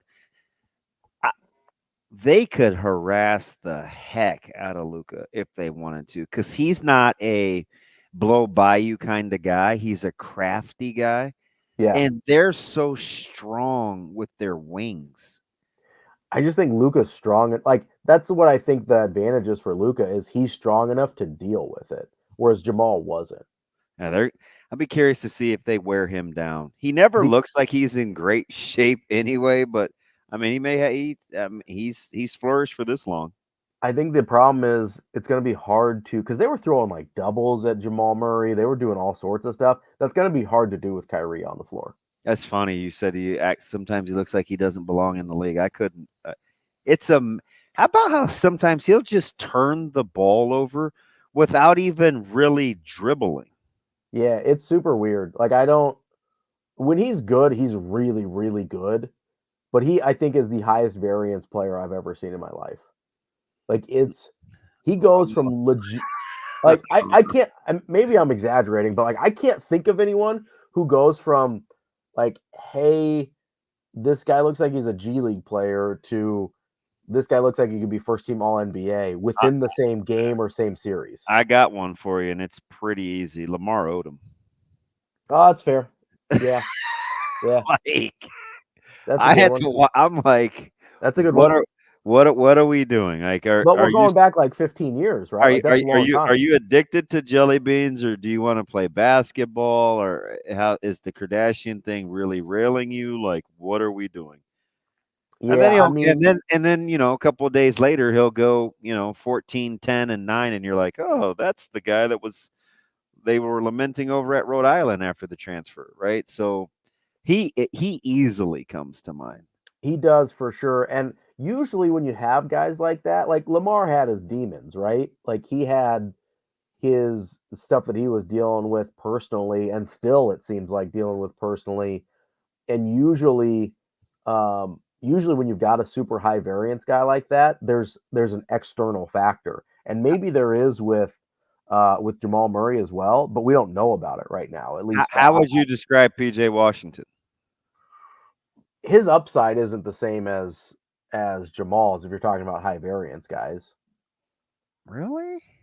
His good is good, but like, Jamal Murray's upside is like first team All NBA is what he looks like. There's no way. I mean, he's good. Oh my gosh. I guess let me say this, because the Jacob Padillas of the world will nitpick. I don't see how his skill set translates into what you just said, because he's such an average ball handler. It's because he's one of the best when he's on. He's one of the best hard shot makers in the league. That's the thing, right? He makes tough shots. But they're all hard shots because he's not a great ball handler, because he's only an okay athlete. He makes a lot of tough shots, which is incredible. Like, that's maybe the hardest skill set to have in the league. Like, if he learned how to dribble a basketball, he might be onto something. Did you see when Connolly just picked his pocket at half court? Yeah. Like, what do you think Jamal is thinking right there? He's probably like, I just got my pocket picked by an actual like Uncle Drew. Like, he's 100. I can't believe Mike Conley's still playing, man. Could you see Cleveland moving off of Garland? I think they have to. Isn't that something? I don't think you can. 2 years ago, Ravi, we wondered if the Allens, the Mobleys, the Mitchells, oh man, a lot of like pieces. Look at they're going to be on the come. And 2 years later, they got to move off of one of those guys. You remember that? I do. They would roll this big lineup out there, and it was like, oh, a lot of like pieces. But they found a way to make it work. I think you're looking at like a Dame Lillard, CJ McCollum situation in the backcourt there, though. Like, there's too much undersized, not enough defense. Like, I don't love that combination in a backcourt if you're trying to win championships. That doesn't work. Like, double undersized guards doesn't work very often. Yeah, especially when they kind of have very similar games. Garland was like the creme de la creme in Cleveland a season ago. Remember those days? That was fun. was a long time ago. Listen, Apparently. life changes fast on you, man. Listen, I just know he needed a third score in Los Angeles after that weirdo strings the Lakers along. Hey, you got Rui Hachimura. What do you need? Hey, I just love his hair. The heck with his game. I'm all in on Rui Hachimura's hair. You got Austin Reeves. It's all good. Yeah, here we go. That guy may move here shortly. We'll take a break. Coming up, we'll talk a little hockey, cover some more playoffs. That's my main man, Ravi Lulla. This is Hurrdat Sports Radio. We'll be back after this. Ravi, are you here or are you not here? I can hear you. I don't know. The video's not there, but I can hear you. I'm arguing. I'm not arguing with There Shane. we go. First of all, I was laughing at Thomas because he said Hingus Pingus like a 4-year-old, but I have the same mentality, so I laughed. And our stream heard. But Shane asked me something interesting, and I know I want to get to, and you want to get to Coach Service here in a second, but he said, is Jason Tatum the best player to not win? No, so we were talking about Jason Tatum. I said, Shane, is Tatum is this the guy with the most pressure to win a title? And then Shane asked me, is Charles Barkley the greatest player to have never won an NBA championship? No, I asked, is Jason Tatum the new Charles Barkley? Yeah, that was okay. Thank you, Shane, for clarification. Would you take Karl Malone over Barkley? I have a really hard time separating Karl Malone, the person. The answer is no. Yeah, I don't think so. Barkley. No, you would take Barkley every day that ends in Y over Karl Malone. So Barkley doesn't have the longevity, so the numbers don't look as sexy. Barkley also didn't have Stockton, right? Yes, and Barkley, if you just watch them at their peaks, like the height of their powers, Barkley's a better basketball player. Incredible. Yeah, but Barkley's a better basketball player. I don't have any issue with that. Okay, I was double checking. I'm not enamored. I didn't understand what the pause was for. Well, I'm not enamored with Malone's game. The pause honestly was because I thought you were going to go Malone on me, and so I was starting to bristle up my defenses to figure out. Here we go. Because I actually think Stockton was one of the best NBA players I've ever seen, and we never talk about John Stockton. He was incredible. Yeah, you're a hater if you're bleh. That guy was on fire. That guy put the fire in that video game. People couldn't even guard. He got to any spot he wanted to on the floor. Ravi, would you knock it off? I am not gonna knock it off. I'm just gonna say this. I'm gonna light knock it off. All right. I'm gonna light a fire and then run away. He could not have played in today's game. Oh Lord, here we go. Could not have played in today. You saw what happened to Jamal Murray. What's happening to John Stockton? John Stockton could handle the ball significantly better than. Yeah, he was also 5'7". So was Steve Nash. You telling me he couldn't play? No, Steve Nash is different. Oh, of course. Because he had a little flair to his game, or because we're both president of the Jacob Padilla fan club. I mean, come on, man. It's honestly. Why didn't his parents name him Nash Padilla instead of Jacob? Well, because I think at that point Steve Nash was still playing at Santa Clara and was not as prominent on the scene there. Not as early as Jordan. No, yeah, no, it was the 80s. Yeah, it might have been. He might have still been in Canada playing soccer. Blame Canada. Funny dude. I don't even know. I don't even recognize what we're doing. So the front part of Baxter Arena is apparently just flooded. Really? Yeah, that's Severe just drove by. I was just over there yesterday. That's crazy. That's wild. Did you see the dugout at the Chuck? No, I haven't. Is there a picture on Twitter? Yeah, it needs to be squeegeed. I don't think a squeegee's gonna work. There may not be. This would be interesting if we get more water.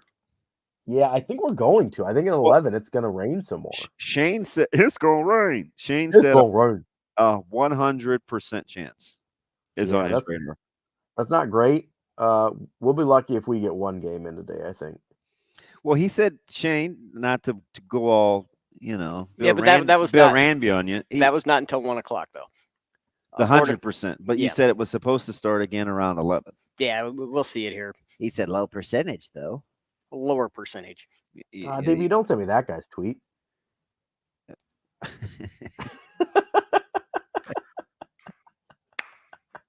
I stay petty. Oh man. So You and my man Kevin Garnett, two of the pettiest people I know. You know KG? I love KG, but he is he was my guy. He is team petty. Yeah, that's right. We're like Richard. We're so petty. Oh Lord. I did that one for Shane because he seems like a NASCAR guy. He is, that's for sure. I'm a little young for the Richard. Maybe Kyle. I was gonna go, and he's old too. I was gonna go like Tom and the Heartbreakers petty, but that's all right. This dude said the Richard.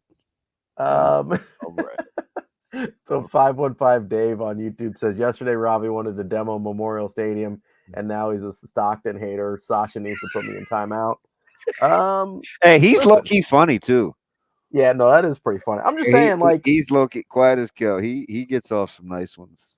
Once you get to a certain you wanted to amount, demo Memorial Stadium? No.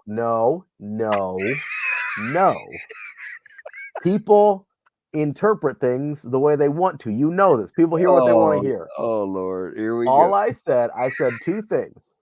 Number one. No. Number one, you have to decide what you want out of your stadium experience. If you want the on-campus thing, obviously Memorial Stadium is the best way to go. And renovating and whatever and all that kind of stuff. Yeah. If you are leaning into a more pro model, the way college football is, it might make sense to build a more revenue-friendly, financially viable stadium off campus the way a lot of pro teams do. So what's that look like for you? Why, televisions, Wi-Fi, booze, smaller capacity? I would say a little smaller capacity, but it's also about the stuff going in on it's also about the stuff going in around there, right? Like that was one of the things that Trev wanted in the initial project was sort of this university-owned village around the stadium. That's something you could do. Kind of what he envisioned at Omaha. Yeah, that's something you can do if you put the stadium somewhere else. And listen, I understand you lose the on-campus college football fall Saturday thing. That's why I prefaced it with you got to decide what you want.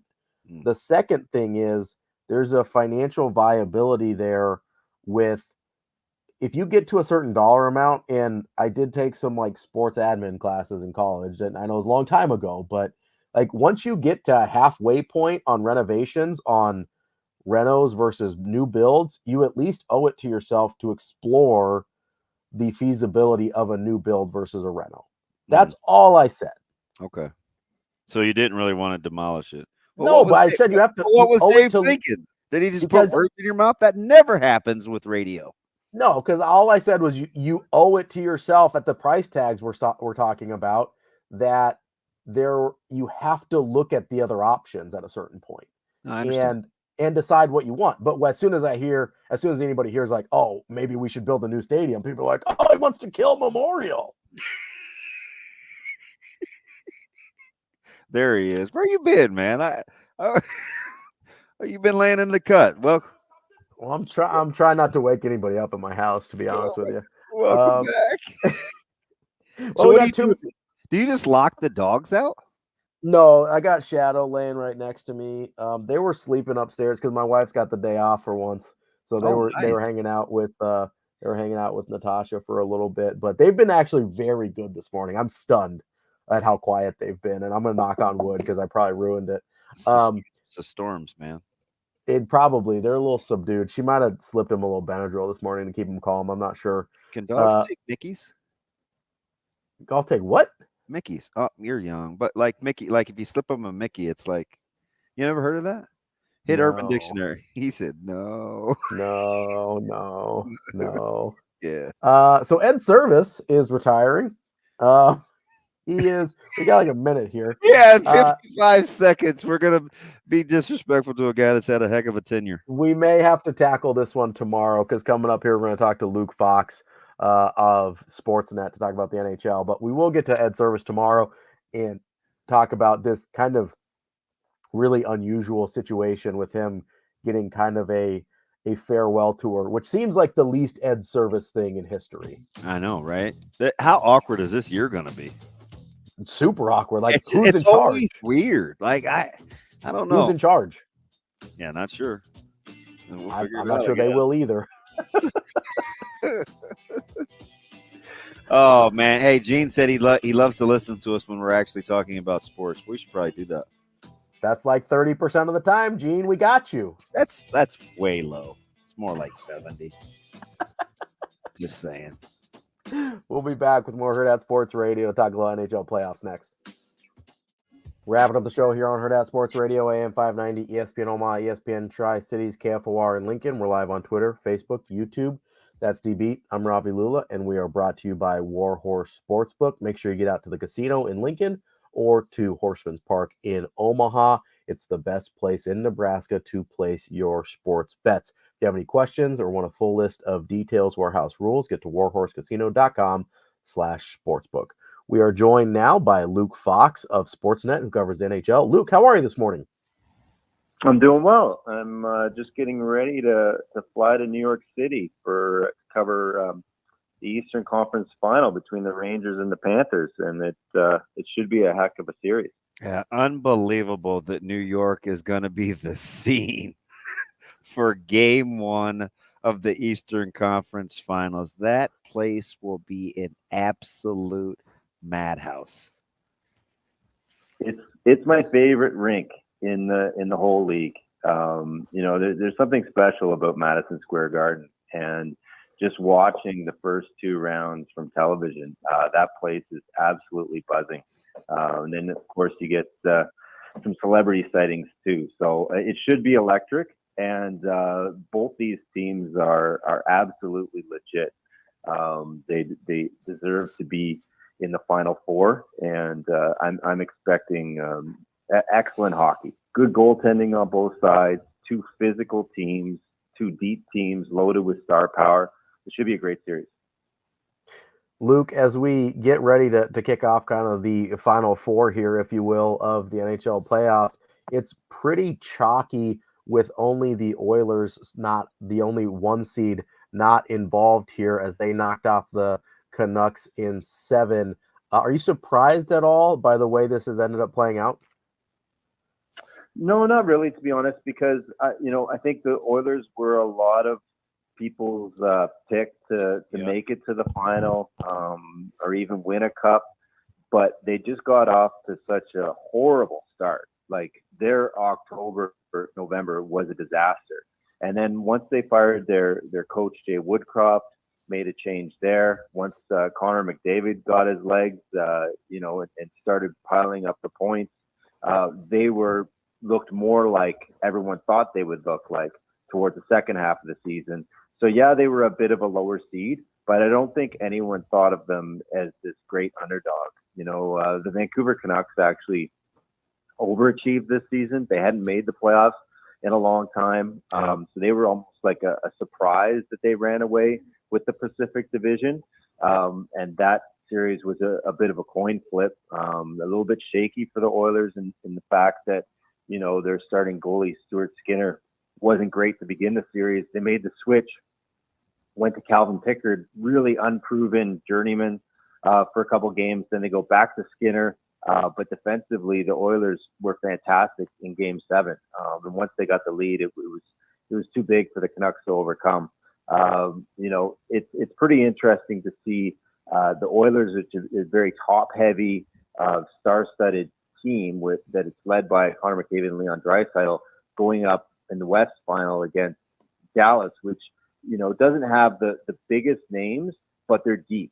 For my money, they're probably the deepest team remaining in terms of they can roll all four lines. All three D pairs are strong, and I like their goaltending more than Edmonton. So it's this star-studded, top-heavy team versus a more balanced team in the West, and it should be a good series as well. Look, let me go back to New York, and that's not just recency bias with what he did to Carolina in this series, but I mean, Kreider's had a heck of a season, and then and for how quickly he's thought of in Ranger lore, like how do you gauge like Chris Kreider's impact since playing hockey in New York? It's such a quick turnaround. Yeah, I mean, he's been a loyal soldier there, right? He was there when they were good a while back, and then he kind of was one of the few guys that hung on during their little reset, their rebuild on the fly there, where they made a bunch of changes, decided to actually, hey, we're not going to contend for a cup for a few years. We're going to reintegrate some younger guys into our lineup. And Kreider's kind of just been that steadying presence. Like he could be in the rafters. Oh, well, I think so. I mean, maybe this is recency bias, but that game he had, he gets a natural hat trick to eliminate the Hurricanes and pretty much single-handedly channel that comeback. He's a playoff type of guy too. And I think that's where, you get your name into the rafters, or you make your legacy is by performing in big games. And that's what he's done, right? Because he's so fast and he's so fearless and he goes to the front of the net. His brand of hockey lends itself to springtime. We're talking with Luke Fox. He covers the NHL for Sportsnet. Luke, who would you pick as the most, just from a pure entertainment standpoint, the most interesting Stanley Cup matchup? Oh, well, I think I would have to go with the Oilers, even though I'm picking Dallas to win that series. I think from an entertainment standpoint, I think you want Edmonton in there because Connor McDavid is going to go down as one of the greatest players to ever play the game. And there's this feeling of you want the great ones to get at it. And we're getting towards the, maybe the end. I don't know. I don't want to say the end of his prime, but we're right in the thick of it. And at some point, he's got to take a run. So he's the most electric player in my mind. So I would say him for sure. And then I think I got to go with New York, just because I think you want the spotlight. Florida went to the dance last year. Great team, well coached, organized, really physical. I like the way they play, but in terms of entertainment value, in terms of highlighting the sport, I think you want to be in a major market like New York. Plus, it's been so long, right? 94 is a long time ago. So, I think that having the Rangers in the mix would be fantastic for hockey's profile. Yeah, speaking of droughts, I got to go back to Edmonton because you mentioned McDavid getting a cup, and he is, maybe him, McKinnon, Kucherov. I mean, the most electrifying player in the league. What would a potential Stanley Cup do to vault him? I mean, I'm not saying a cup means he's great. Esposito, like what would a potential Stanley Cup do to vault McDavid into the lore to cement his legacy? Like who's he passing? Yeah, well, I feel like he needs it, right? You don't kind of, right? You don't want to be those guys, one of those guys that, you collected a bunch of Hart trophies as MVP. Yeah, you won a bunch of scoring races, but hockey, I don't know. The having team success really matters to these guys and really matters to, when we look at the history of the game. Like I think of Marcel Dion, heck of a player, but he never won a cup. And that kind of hangs on to your legacy. It's like, oh, that's one of the greatest who never won.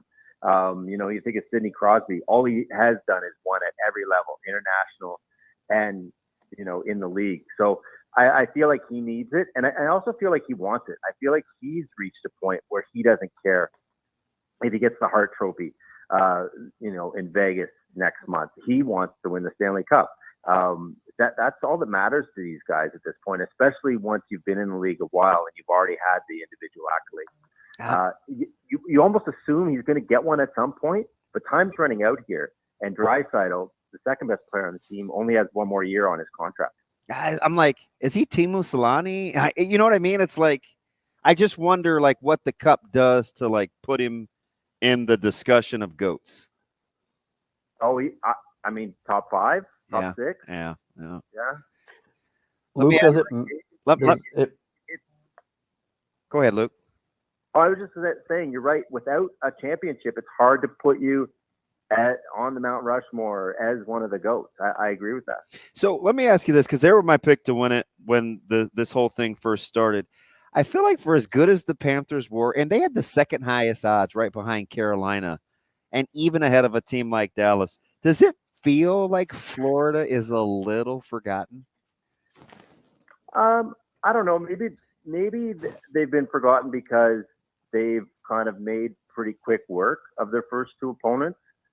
They took care of Tampa and Boston relatively easy. I mean, it's never easy, but and I think because they operate in a market where hockey isn't king, that maybe they have flown under the radar a bit, but they really shouldn't. I mean, this is a team that won the East and went to the final against Vegas last year, and the year prior they won the President's Trophy as the best regular season team. So it's not as if they've come out of nowhere or anything, but they've just been steady this season. And I think the fact that they did go all the way and play 4 rounds last year will serve them well. So if they get down in the series, they should have the confidence, hey, we've been in this position before, we can rally. And I think, those scars from past years really go a long way to the team. And when you look at their roster, it's pretty identical to the one they had last year. It's a lot of the same guys. And I think they've grown in terms of confidence because of that. That's Luke Fox. He covers the NHL for Sportsnet. Luke, we appreciate the time, and hopefully we'll catch up again soon. Yeah, enjoy the final 2 rounds here. Thanks, Luke. That's Luke Fox from Sportsnet covering the NHL. That's the show for today. I want to say thank you to everybody for helping us out and kind of sticking with us through a little bit of a tumultuous morning, and also stay safe out there. Apparently, my mom/meteorologist says the 11-3 storms could be even worse than they were this morning. So that's not good, Ravi. I know. Keep your head on a swivel. Stay safe out there, and try and not be out if you don't have to be. Hopefully, we'll get some baseball in over the next couple of days as well. That's DB. I'm Ravi Lulla. Thank you to Shane and Sasha, especially for getting us up and running this morning. We'll be back tomorrow with more Hurrdat Sports Radio.